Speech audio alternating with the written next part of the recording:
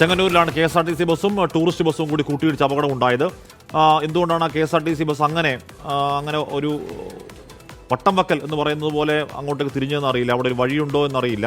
എന്തായാലും KSRTC ബസ്സിൻ്റെ പിഴവാണോ എന്ന് ഒറ്റനോട്ടത്തിൽ തോന്നിക്കുന്ന ദൃശ്യങ്ങളാണ്. നേരെ വരുന്ന വഴിയിൽ അത് വലത്തേക്ക് വെട്ടിച്ച് തിരിക്കുക. ഒരുപക്ഷെ അങ്ങോട്ടേക്ക് റോഡുണ്ടാവണം. ആ റോഡിലേക്ക് പോകുന്നതിനിടയിലാണ് ടൂറിസ്റ്റ് ബസ്സുമായി കൂട്ടിയിടിച്ചത്.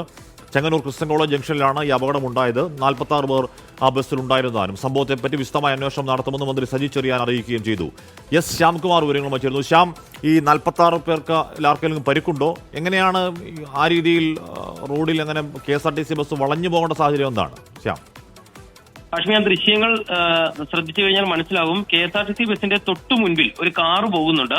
ആ കറുത്ത കാർ അത് പെട്ടെന്ന് ബ്രേക്ക് ചെയ്തതോടെയാണ് ബസ് വലത്തോട്ട് വെട്ടിച്ച് നിൽക്കുകയും എതിരെ വന്ന ടൂറിസ്റ്റ് ബസ്സുമായി കൂട്ടിയിടിക്കുന്ന ഒരു സാഹചര്യം ഉണ്ടാവുകയും ചെയ്തത്. കാറിൽ ഇടിക്കാതിരിക്കാൻ ബസ് വെട്ടിച്ചപ്പോഴാണ് അപകടം ഉണ്ടായതെന്നുള്ളതാണ് നിലവിൽ പ്രാഥമികമായി ലഭിക്കുന്ന വിവരം. പരിക്കേറ്റവരുടെ എണ്ണം 63 ആയിട്ടുണ്ട്.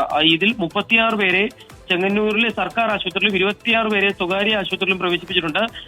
അപകടത്തിൽപ്പെട്ട ഡ്രൈവർ ഷൈൻ രാജിന്റെ കാലുകൾ ഒടിഞ്ഞിട്ടുണ്ട്. ഇദ്ദേഹത്തെയും സ്വകാര്യ ആശുപത്രിയിൽ പ്രവേശിപ്പിച്ചിരിക്കുകയാണ്. ഇങ്ങനെയാണ് 63 പേർക്ക് പരിക്കേറ്റതായിട്ട് അറിയുന്നത്.